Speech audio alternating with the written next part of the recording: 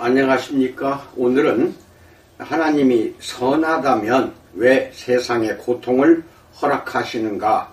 라는 말씀을 가지고 선포합니다. 많은 사람들에게 가장 큰 이슈는 기독교 배타성이 아니라 세상에 악과 고통이 존재한다는 사실입니다. 더러는 부당한 고통을 철학적인 문제로 파악하고 하나님의 존재 자체를 물어봅니다.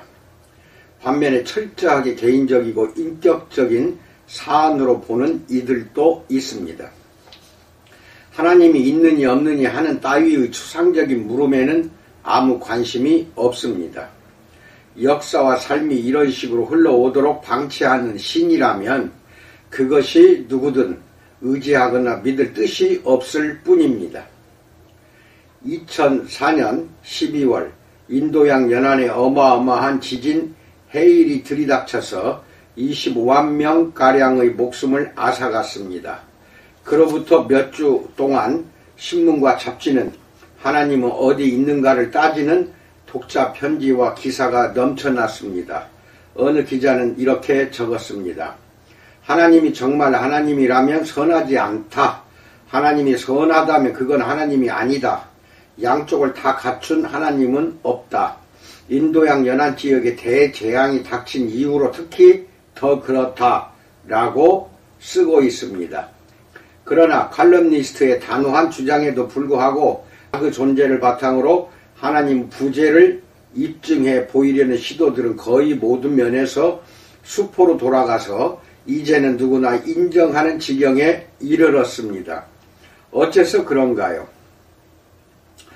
첫 번째, 악과 고통은 하나님께 맞서는 증거가 될 수 없다에 대해서 알아봅니다. 철학자 맥키는 유실론적 기적에서 하나님에 관해 다 이야기합니다. 간단히 정리하면 이런 식입니다. 정말 선하고 강한 하나님이 있다면 무의미한 악을 허용하지 않았을 것이다. 하지만 세상에는 정당화할 수 없는 그야말로 무의미한 악이 차고 넘침으로 전통적으로 생각하는 선하고 강력한 하나님은 존재할 수 없다. 다른 신이 있거나 또는 그 어떤 신도 없을 수는 있겠지만 인습적으로 생각해오던 그런 하나님은 어디에도 없다라고 말합니다. 여러 다른 철학자들도 이런 논리와 전반적으로 흐름을 같이 합니다. 그런데 세상은 무의미한 악의로 가득하다는 단언 속에는 한 가지 전제가 숨어 있습니다. 스스로에게 악이 무의미하면 틀림없이 무의미할 것입니다. 물론 이는 그릇된 추론입니다. 전혀 이유를 알 수 없는 일이 일어나게 두신 하나님의 선한 뜻을 인간이 제대로 깨닫지 못하거나 마음에 그려내지 못할 수도 있기 때문입니다. 언뜻 냉철해 보이는 회의주의 속에 인간의 인식력에 대한 거대한 믿음이 숨어 있는 것을 여기서도 볼 수 있습니다.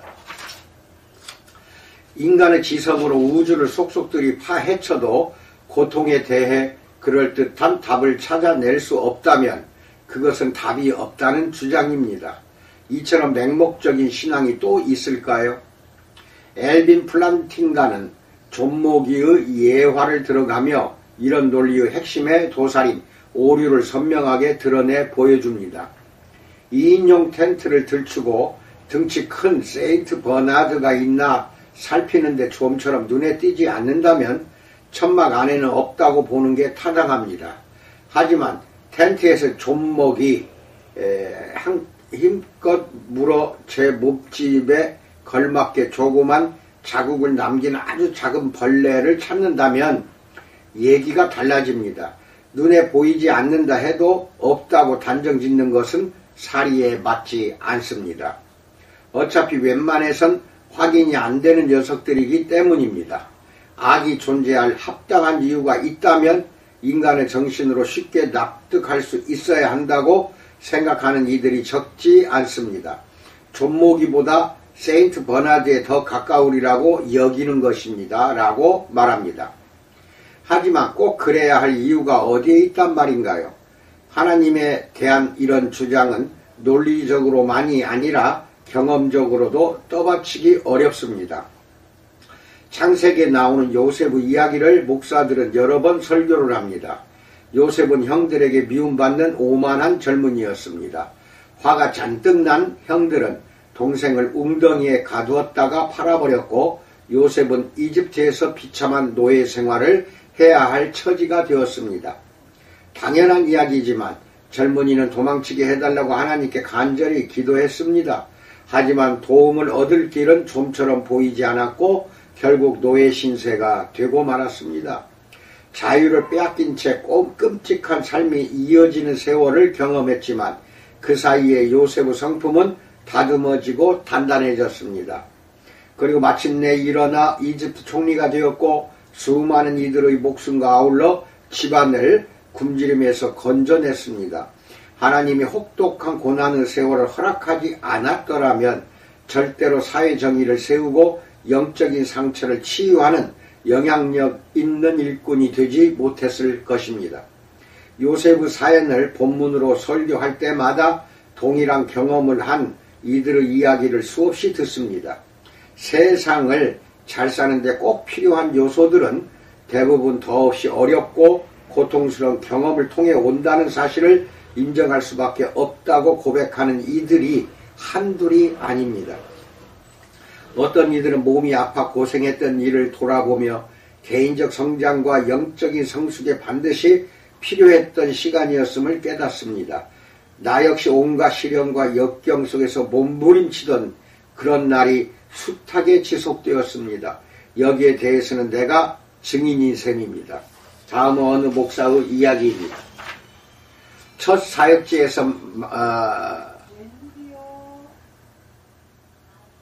사역지에서 만난 한 남성은 마약 거래가 틀어지면서 얼굴에 총상을 입은 뒤로 완전히 앞을 보지 못하게 됐다. 평생 이기적이고 잔인한 인간으로 살면서도 꼬리에 꼬리를 물고 닥치는 법적, 관계적인 문제들을 죄다 남 탓으로 떠넘겼다. 시력상실은 이루 말할 수 없는 충격이었지만 한편으로는 그를 한없이 겸손하게 했다. 말하자면 몸의 눈이 닫히면서 영의 눈이 열렸다고나 할까요? 그제야 남들을 어떻게 대하며 살아왔는지 돌아보게 되더군요. 이젠 달라졌어요. 난생 처음 친구들이 생겼어요. 진짜 친구들 말이에요. 물론 이루 말할 수 없이 참담한 대가를 치루었죠. 하지만 분명히 말하지만 그만한 이유가 있었어요. 무엇이 삶을 가치 있게 하는지 알았으니까요. 라고 말합니다. 비극적인 일 자체를 고마워하는 이는 아무도 없었지만 이런 이들은 거기서 얻은 통찰과 성품, 용기를 그 무엇과도 바꾸지 않을 것입니다. 시간이 흐르고 눈이 뜨이면 삶 가운데 일어난 비극적인 사건의 이면에 깔린 합당한 이유를 일부나마 알 수 있는 법입니다. 하나님의 시점에서 보자면 온갖 고통과 고난에 그만한 이유가 있으리라는 가정도 얼마든지 가능하지 않겠는가요? 세상에 넘치는 악과 고통을 끝내지 못해서 잔뜩 화가 난 위대하고 초월적인 선한 뜻을 가지고 악과 고통이 계속되도록 허락하는 위대하고 초월적인 하나님이 있습니다. 분명히 말하자면 이런 하나님도 믿고 저런 하나님도 믿고 그럴 수는 없습니다.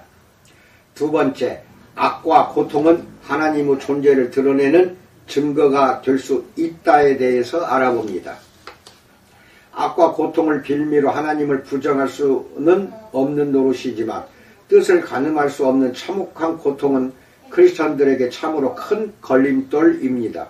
하지만 어찌 보면 이는 믿지 않는 이들에게 더 큰 문제일지도 모릅니다. C.S. 루이스는 잔혹한 삶의 실상에 질려 처음에는 하나님이라는 개념 자체를 거부했던 사연을 들려줍니다. 그러다 악이 도리어 무신론에 더 큰 문제가 될 수 있다는 사실을 깨달았습니다. 결국 고통이 하나님의 부재보다는 존재를 더 잘 반증한다는 결론을 내렸습니다. 우주가 너무 잔인하고 부당해 보인다는 게 하나님께 맞서는 쪽의 논리였습니다. 하지만 그 정당과 부당의 개념은 어떻게 갖게 된 걸까요? 우주를 무엇과 비교해 부당하다고 하는 거죠? 물론 정의에 대한 내 관념은 나만의 사사로운 생각일 뿐이라고 얘기하면서 아예 손을 놔버릴 수도 있겠죠. 하지만 그렇게 하면 하나님을 거부하는 논리도 함께 무너질 수밖에 없습니다. 세상이 그저 내 개인적인 기호에 맞지 않는다는 게 아니라 참으로 불공평하다는 것에 기댄 주장이기 때문입니다. 결국 무신론은 너무나 단순한 발상임이 분명합니다라고 말합니다.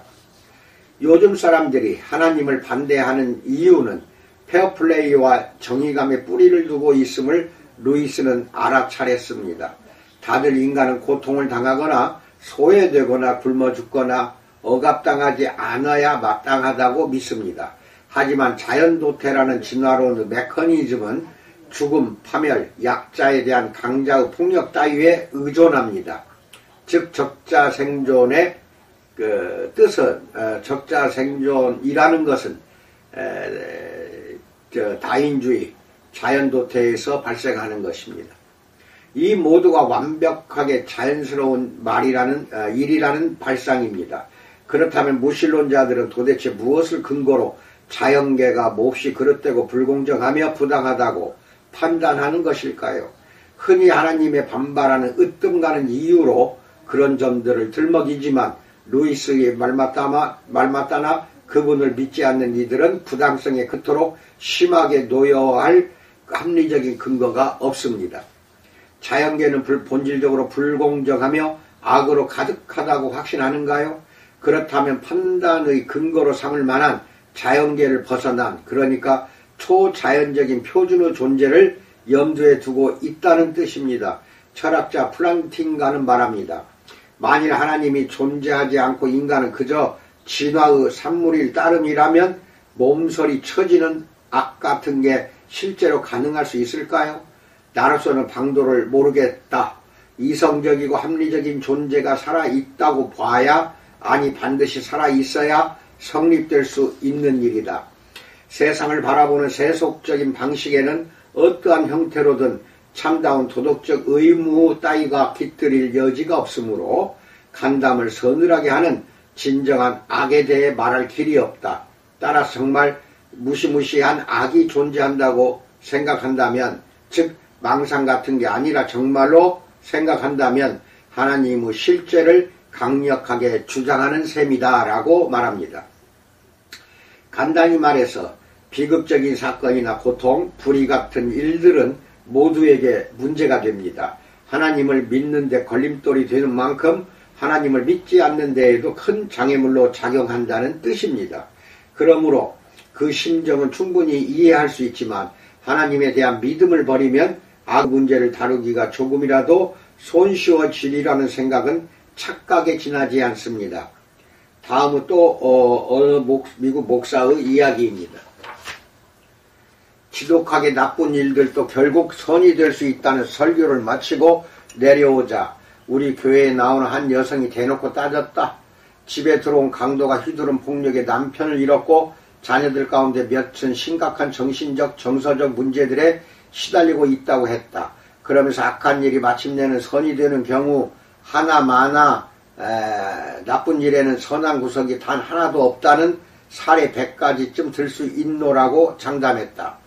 같은 맥락에서 지금 당장 실생활에서 아픔을 겪고 있는 이들에게는 여태껏 나눈 이야기들 가운데 상당 부분이 냉담하고 현실과 동떨어진 소리처럼 들릴 수도 있겠다. 악과 고통이 논리적으로 하나님을 부정하는 게 아니라고 한들 무얼 어쩌겠는가. 그들은 말할지 모른다. 그렇다고 화가 풀리는 건 아니지. 이따위 철학 타령들은 죄다 세상에 넘치는 악과 고통에 대한 하나님의 책임을 이따위 철학 타령으로 면해보자는 수작이잖아. 철학자 피터 크래프트는 여기에 답하면서 기독교의 하나님은 일부러 인간의 고통을 뒤집어 쓰기 위해 세상에 왔음을 지적한다. 하나님은 예수 그리스도를 통해 지극히 크고 깊은 고통을 체험했다. 그러기에 기독교는 고통스러운 경험 하나하나의 속뜻을 알려주지는 않지만 쓰라린 아픔과 절망이 아니라 희망과 용기를 품고 실제로 고통에 맞설 수 있는 자원을 제공한다라고 말합니다. 세 번째, 예수님을 순교자의 빚된다에 대해서 알아봅시다. 복음서 기록들은 하나같이 예수님이 다가오는 죽음을 침착하고 대담하게 마주하지 않았음을 보여줍니다. 영적인 영웅이라면 의뢰 그러하리라는 세간의 기대와는 딴판이었습니다. 시리아 임금 안티오쿠스 에피파네스 통치 아래 순환을 당했던 저 유명한 마카베오서의 순교자들은 영적인 용기를 품고 박해에 맞서는 전형적인 본보기들이었습니다. 잘 알려진 대로 그들은 팔다리가 잘려나가면서도 당당하고 담대하게 하나님을 앞세웠습니다. 코앞에 닥친 비참한 운명에 심하게 흔들렸다고 되어 있는 예수 행적과 비교해 보십시오. 마가는 마가복음 14장 33절로 34절에서 이렇게 적었습니다. 심히 놀라시며 슬퍼하사 말씀하시되 내 마음이 심히 고민하여 죽게 되었으니 너희는 여기 머물러 깨어 있으라 하시고 라고 말합니다. 누가는 죽음을 앞둔 예수가 깊은 고뇌에 빠졌다면서 여러 면에서 신체적인 쇼크 증세를 보이는 한 인간의 모습을 상세하게 기술했습니다. 예수는 하늘 아버지께 혹시 다른 길이 없는지 물으며 죽음을 모면하려 애썼다고 마태, 마가, 누가가 한결같이 기술합니다. 누가복음 22장 42절, 마가복음 14장 36절. 만일 아버지의 뜻이거든 이 잔을 내게서 옮기시옵소서.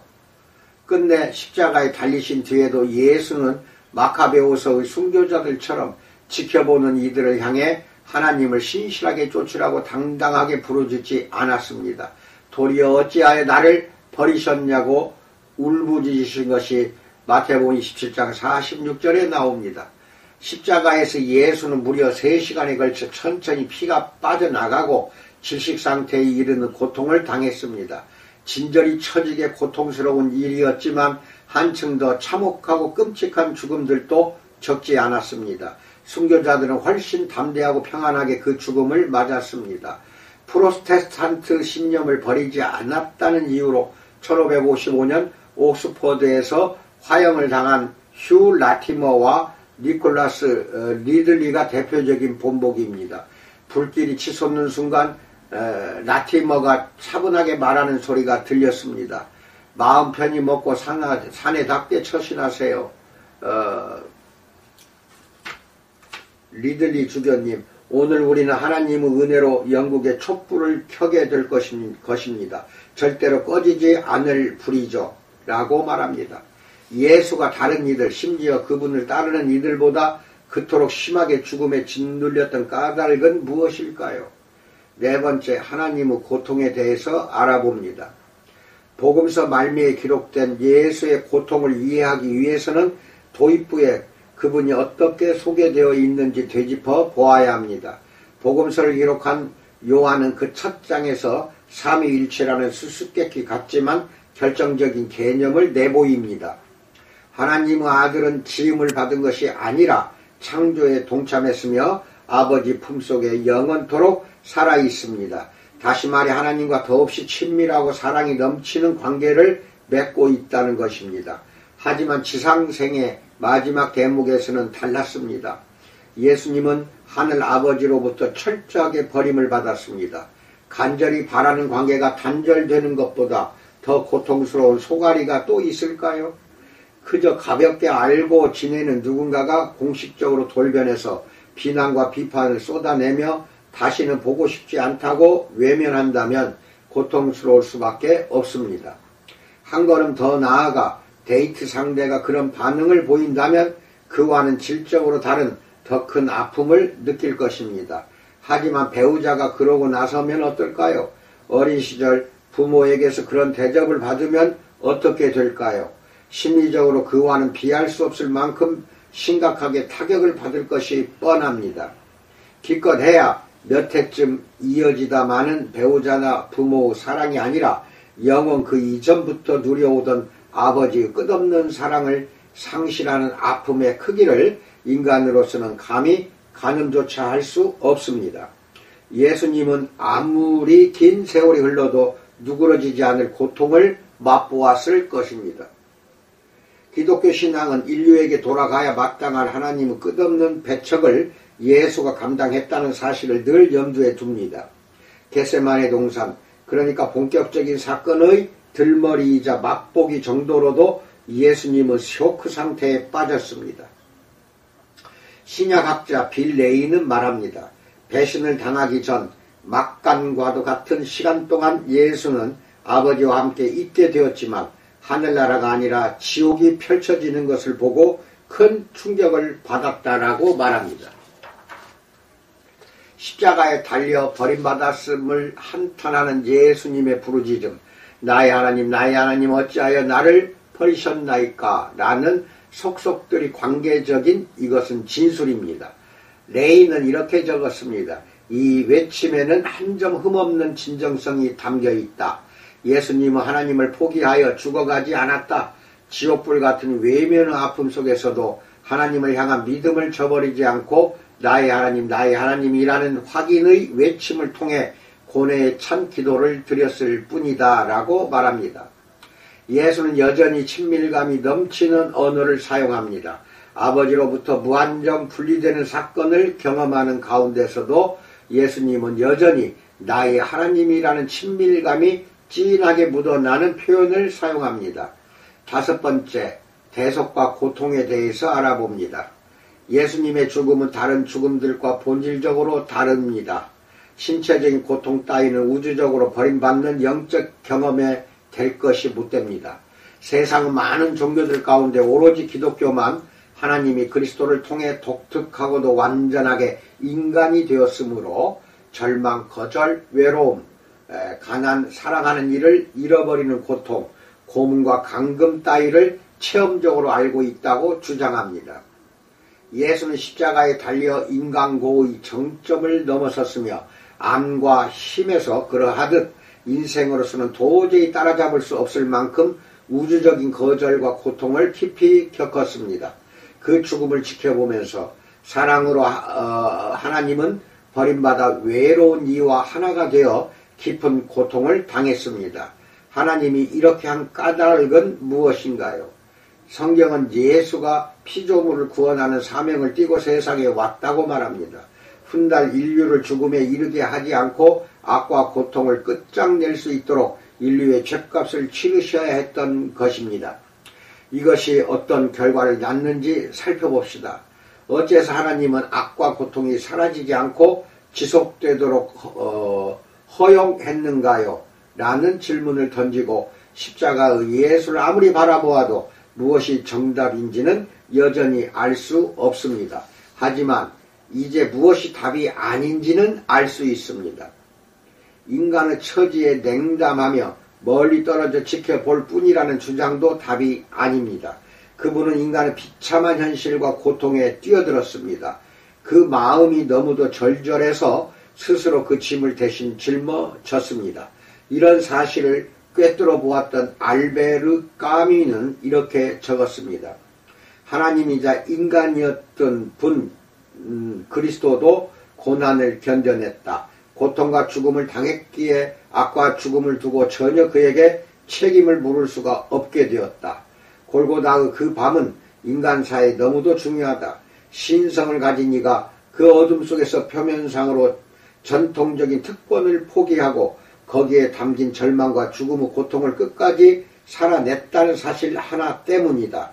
고뇌에 잠긴 그리스도의 라마 사박다니라는 외침과 끔찍한 회의는 그렇게 설명될 수 있다라고 말합니다. 이처럼 예수는 곧 하나님이며 스스로 십자가를 졌다는 기독교 가르침을 받아들이면 지상에서 꾸려가는 삶의 참혹한 현실에 맞설 깊은 위안과 힘을 얻을 수 있습니다. 가장 고통스러운 순간에도 하나님은 참으로 임마누엘, 즉 하나님이 우리와 함께 계신다라는 것을 알게 됩니다. 여섯 번째, 부활과 고통에 대해서 알아봅니다. 어려움을 겪는 가운데도 하나님이 우리와 함께 한다는 사실을 아는 것 이상으로 중요한 일이 있습니다. 고난이 허사가 아니라는 소망이 반드시 필요합니다. 사랑하는 식구를 잃은 가족들이 얼마나 절실한 심정으로 그런 이야기를 하는지 생각해 본 적이 있습니까? 그들은 법령을 개정하고 죽음에 이르게 한 사회적인 조건들을 바꾸기 위해 안간 힘을 씁니다. 그들에게는 사랑하는 친구의 죽음이 새로운 생명으로 나아갈 것이라는 불의가 더 큰 정의로 안내하리라는 믿음이 필요합니다. 고통을 겪는 이에게 기독교 신앙은 십자가의 가르침뿐만 아니라 부활의 사실도 자원으로 제공합니다.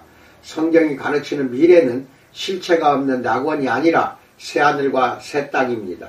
요한계시록 21장을 보면 인간들이 세상을 벗어나 하늘나라에 들어가는 대신 하늘나라가 이 물질 세계로 내려와 깨끗하고 새롭고 완전하게 만드는 것을 알 수 있습니다.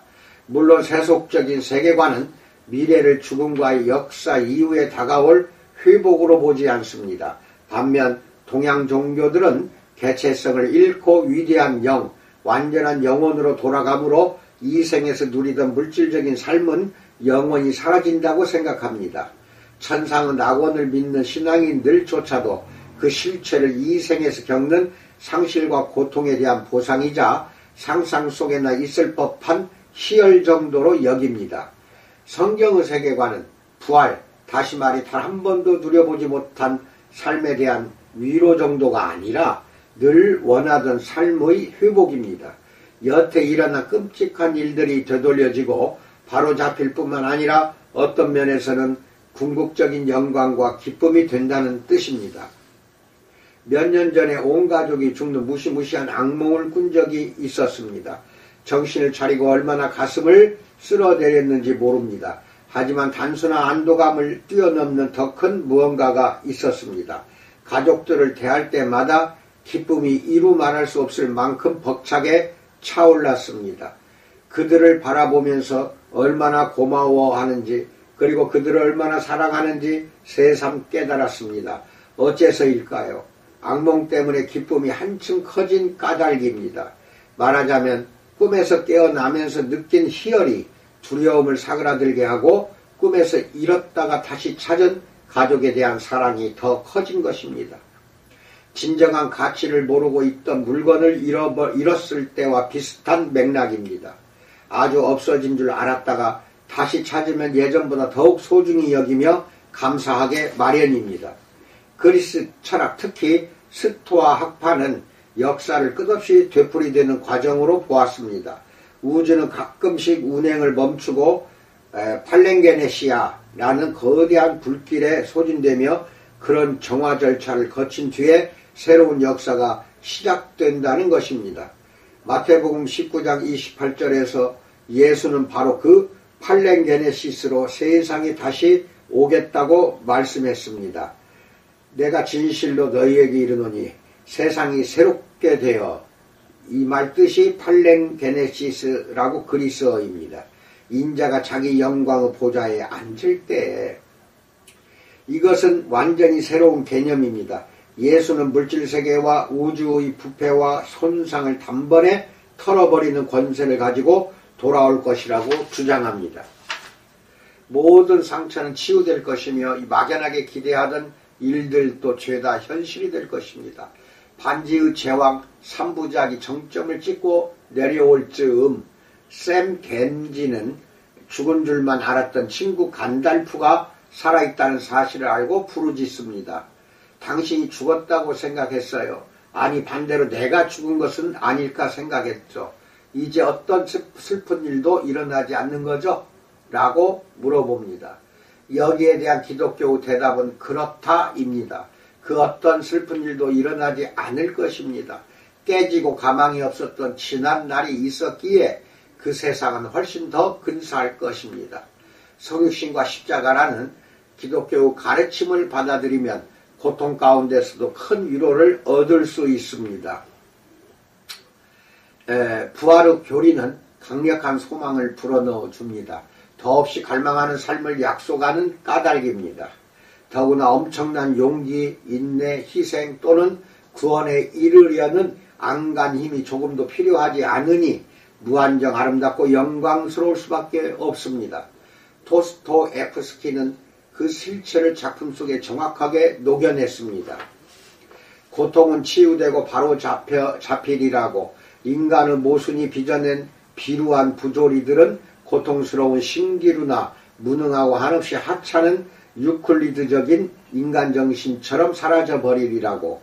세상의 마지막, 그러니까 영원한 조화의 순간에는 고귀한 무언가가 나타나 모든 심령을 채우고 억울함을 다독이며 인류의 모든 범죄, 그들이 흘린 모든 피를 대속하리라고. 여태 벌어졌던 일들을 깡그리 용서할 뿐만 아니라 정당화시킬 수 있게 되리라고 난 어린아이처럼 순진하게 믿고 있어 라고 말합니다. C.S. 루이스는 간결한 문장으로 표현했습니다. 잠깐 있다가 사라지는 고통을 두고도 흔히들 나중에 큰 복을 받으면 뭐해? 지금 이렇게 힘든데? 라고 말하지. 일단 천국을 품으면 그게 뒤에서 작용해서 괴로움을 영광으로 바꾼다는 사실을 모르고 하는 소리라네 라고 말합니다. 악과 고통을 물리치는 영원한 승리가 여기에 있습니다. 단순히 끝내는 데서 그치지 않고 철저하게 짓밟아 버립니다. 그동안 벌어졌던 일들은 장차 누리게 될 삶과 기쁨을 한없이 증폭시킬 뿐입니다. 이상입니다. 이 세상 참 역경과 고난과 고통의 연속으로 그렇게 밀려옵니다. 파도처럼 밀려왔다가 또 사라지다가 또 다시 밀려오고, 이런 삶 속에서 우리는 하나님의 크신 뜻을 찾아야 되고, 또 그리함으로써 십자가 고난받아 돌아가시는 그 예수님이 우리와 똑같이 절망과 쇼크 상태에서 죽어가셨음을, 또 그런 후에는 또 3일 만에 부활하신 것을 우리는 믿고 그 희망을 가지고 앞으로 저 세상에서의 즐거움과 희락을 우리는 바라보면서 오늘도 내일도 힘차게 기쁘게 살아가는 여러분과 내가 되기를 주님의 이름으로 축원드립니다. 감사합니다.